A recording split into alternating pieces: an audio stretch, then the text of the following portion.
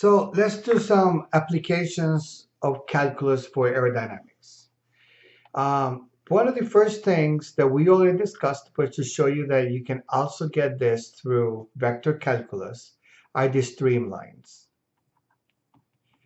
And the beauty of representing this in a very generic form is because you can use any coordinates. You can use cylindrical coordinates, or you can use uh, Cartesian coordinates. Is the following expression. If you have this and you take the cross product times your velocity and you set that equal to 0, that would give you your streamlines. Now, if I take your d of s, right, and I say in my x direction is I, in the y direction is dy, in my z direction I'm moving dz, and then I have a velocity vector that looks like this, u plus v plus w, and I take the cross product, you will realize this is what you will get. You will get ds cross product of v is going to equal to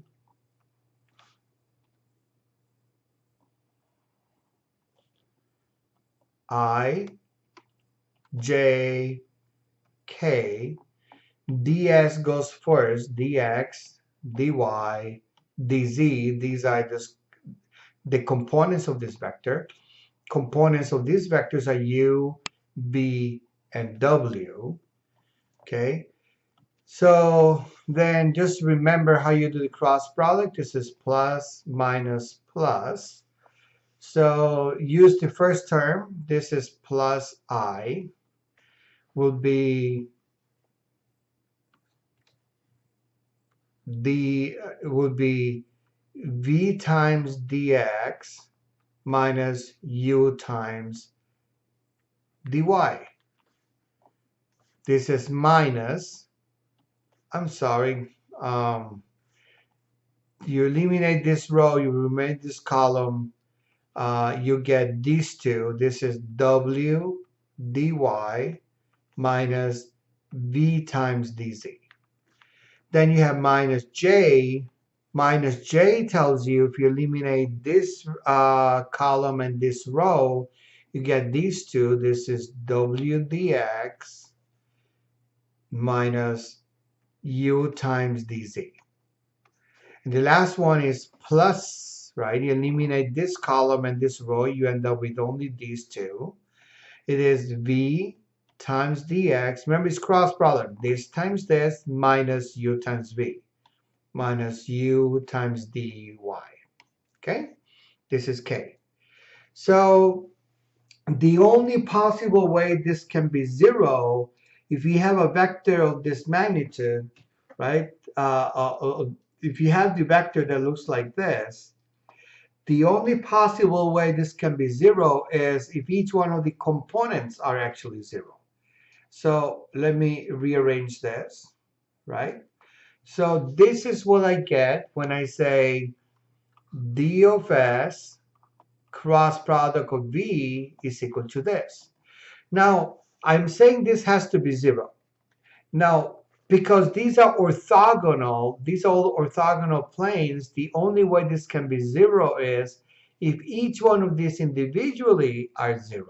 Okay, this is 0, this is 0.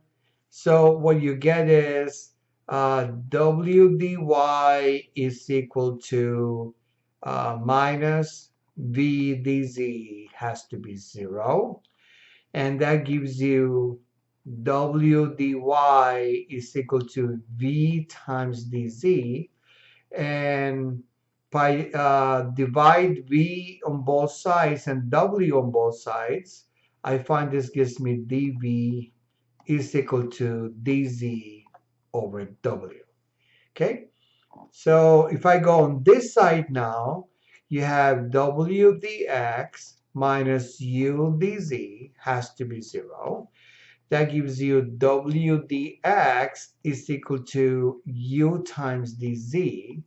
If I divide by u times w on both sides, you find d of x is equal to u is equal to d of z is equal to w. Now, if you go on this side, you find the v of dx minus u of dy is equal to 0. So is equal to u times dy. Divide both sides by u and v. You find dx is divided by v is equal to dy divided by v. I'm sorry, this is u. So what you can see is it is actually your stream, your equation for the streams. If you remember, the streamlines, we mentioned that these were all equal to 0, right? dy v is equal to dz over w.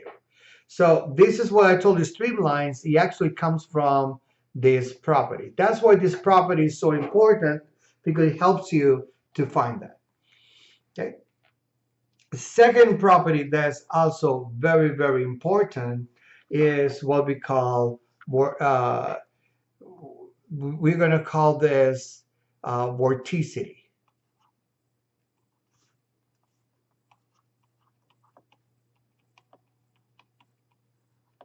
Okay.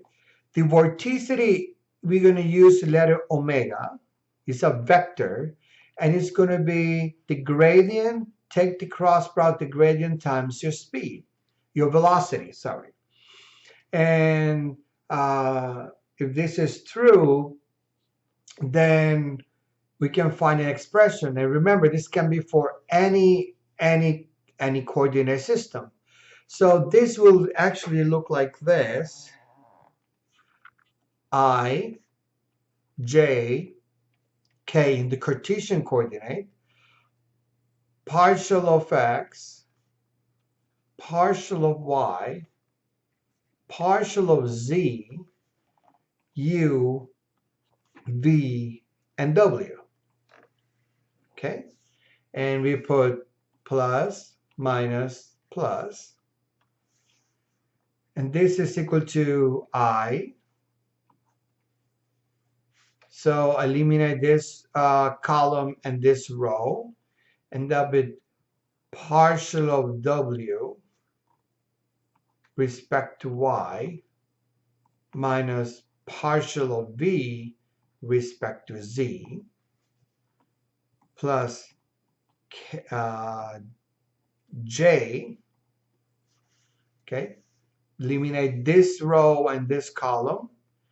I'm sorry, this column and this row, and then it's only these two are left. So you have partial of w respect to x minus partial of u respect to z plus k. Then you eliminate this row and this column. You just end up with these two. So this minus this, partial of v respect to x minus partial of u respect to y. Okay? Now, this is how we define the vorticity. So if you wanted to actually plot what your vorticity looks like, you will plot it using this equation. Okay, just give me a second here. So let's take this, delete all this. This is equal to this. So this is partial of y. So if this was only bound in the, let's suppose if only in the xy plane, suppose this is not a three-dimensional flow that I'm trying to understand, then if it's only the xy plane, then note that only these are completely zero, okay? So these are non-existent. So your problem basically, everywhere there's a z goes, so this is a 0, this doesn't exist, okay? You can see w, anywhere you have a z, that would be something that we don't use. because it didn't exist. And you can actually show that this will be actually equal to 0. So your vorticity will equal to delta times V is actually equal to K times partial of V respect to X minus partial of U respect to Y. Okay?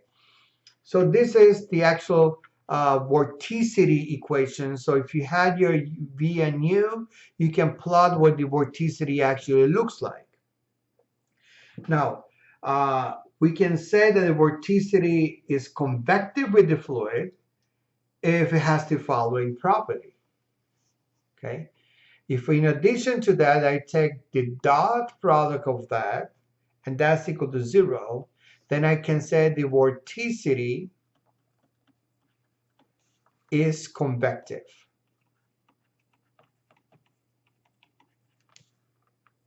With the fluid.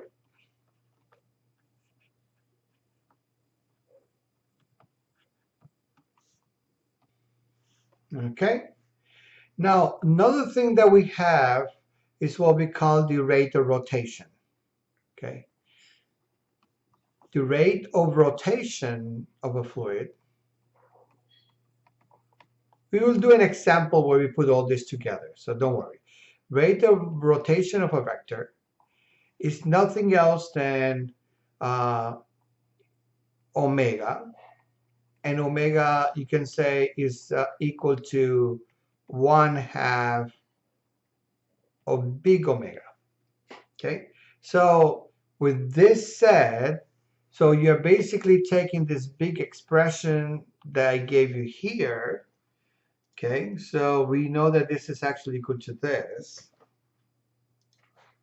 So it's the same as 1/2 delta cross V.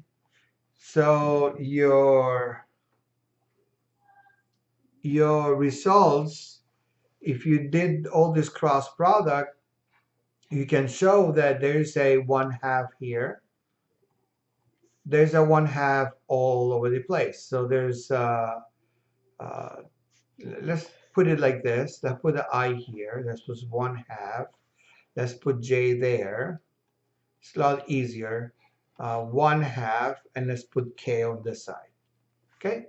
So this is what your equation will actually look like. And there is a very small mistake here.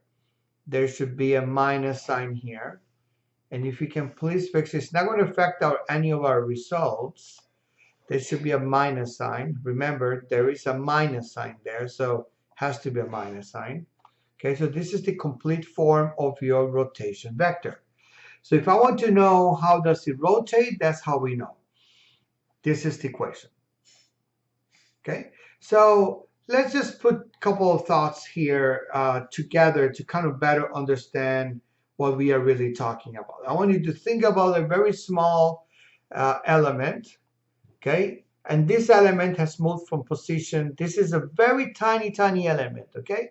This tiny element moved from point A to point B. Then that movement, I have it by velocity vector, u I plus vj plus wk. Okay, this is the rate of translation. Okay, now the rate of rotation is actually given by omega. Okay, is given by omega, and that would be this whole expression. Well, I'm going to write it as follows, just to simplify, is 1/2 the cross product of V. Okay? This is translation.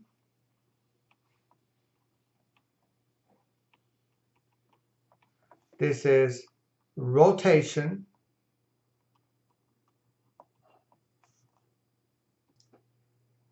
This is linear strain.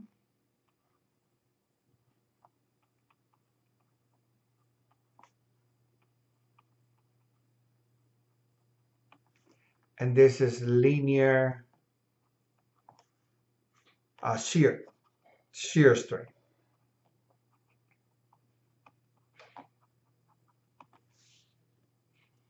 And the shear strain, the linear strain in my expression is going to be given by Exx is equal to partial of u respect to x.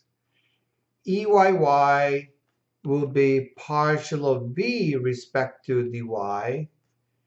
Ezz will be partial of w in respect to z. That is your linear strain, the rate in which it actually rotates linearly. Okay? And from we'll get to the shear strain in a minute. Or if you want to have the expression for shear strain, your shear strain is actually equal to the following. Epsilon y. Let's write down then we go back and show you where all this stuff actually comes from. Dy v respect to x. This is linear shear strain. So what you can see is the way I like to memorize this is x has to be a u and an x at the bottom. It's y, so it has to be velocity v, and then it has to be y. Okay? Then same thing if I had exz for an example, 1/2 partial of x, so I know it has a u, is z, because it's z, plus partial of w respect to x. Okay? Then if it is x yz, then that would be 1/2 partial of v respect to z plus partial of w respect to y. Okay? So this is basically the shear strain equation. Now, to understand this concept a little bit better, let's see how this is actually useful and how do we use it. Well, to use this, we have something we call the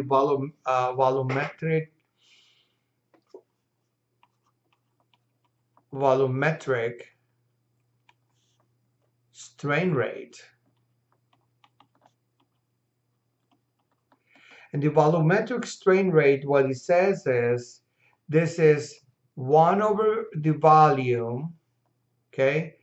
The total derivative of the volume respect to time, okay? Or simply this is 1 over volume, d volume dt, okay? And this would be nothing else than v dot this, which is actually, if we expand this now, this gives you, this right here is partial of x, partial of y, partial of z, and then this gives you u, v, and w. So when you do dot product, this means this, you can write it in a row vector. You can write this in a column vector, multiply it. So that gives you u partial of x plus partial of v respect to y plus partial of w respect to z. And all this, if you realize from our previous slide, the linear strains, these are the linear strains. So this actually is epsilon xx plus epsilon yy plus your epsilon zz. Okay? Now, if any time this is equal to 0, you can say that your flow is incompressible.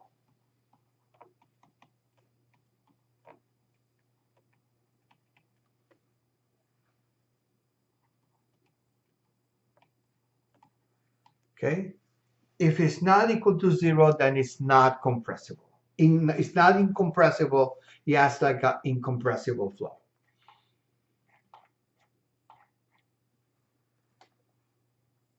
So these are some direct applications of your vector calculus. As you can see, we can find the streamlines. And this is in a most of a generic form, right? Because then in Cartesian, I show you how it looks like. If you're working in the Cartesian coordinates, and this is like this. For vortices, if you want to learn what the vortices look like, your vortices come by these equations right here by taking the cross product. And if you have these, you can just set this equal to 0 and you can know the vortice lines. Uh, and then if your vorticity is on the XYZ plane, it's equal to this term only. And then if you keep on going, and if you take a dot product of this with respect to the vorticity, and that gives you 0, it says convective with the fluid. The rotation of the vector is given by this. So we are basically saying if I had a small element and that element was moving in a position, that time, the velocity at which is moving, the translational velocity that moved is given by this expression right here. If it rotates by this quantity. And then there is the linear expression, and then which I told you is very useful for volumetric strain. Okay, so in the next couple of in the next lecture, we're going to do a couple of examples where we're going to better understand how this all of this actually works. But before we go to the next to the examples, let's put some definitions here that are very important as we move on. Vorticity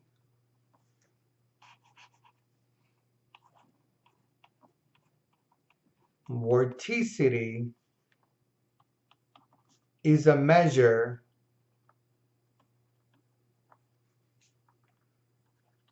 of rotation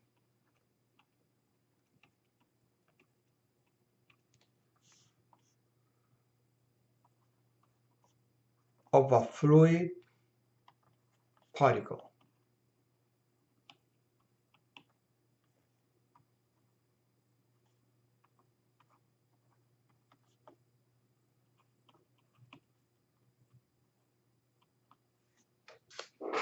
Okay?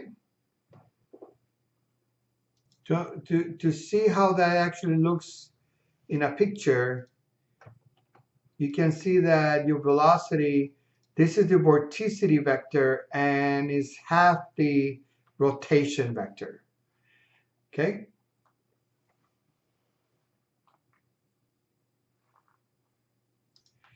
So there are a couple of things that we have to keep in mind, right? So if your omega, right, that's nothing else than gradient of V cross product, okay? If we got two cases. If the first case is, if it's equal to 0, we call the fluid rotational.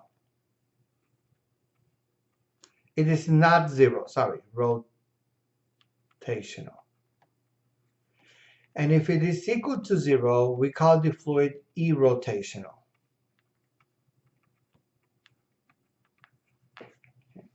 To better understand this, if it's rotational or not, consider the following case.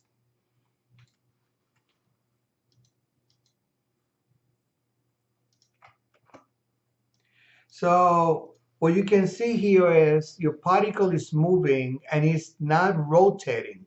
There's absolutely no rotation. So if you were to calculate at any given point here, in this location right here, I was to say, find your vorticity, right? And you see the vorticity is the gradient cross times V. You can show that that will actually give you equal to 0 because your anything outside my boundary layer region, we consider your fluid not to be rotational. And you expect that because you want that to be as smooth as possible. However, inside the boundary layer, your fluid is going to try to tend to rotate. So if I had to calculate my rotation vector inside here, and you take this cross product, you will see this is not equal to 0. Okay? If it's plus or minus, it just tells you the direction in which this is rotating. So that is very, very important. And for instance, to better understand this concept of how the vorticity actually does about in a two-dimensional space, consider the following case, in which, so if you had a particle and it's rotating, you can see that as it's moving around this, is moving around this psi, right? And I call for your, this is for our nodes. So I got this one, another textbook. For our node, we call this omega. Okay, so these are called omega.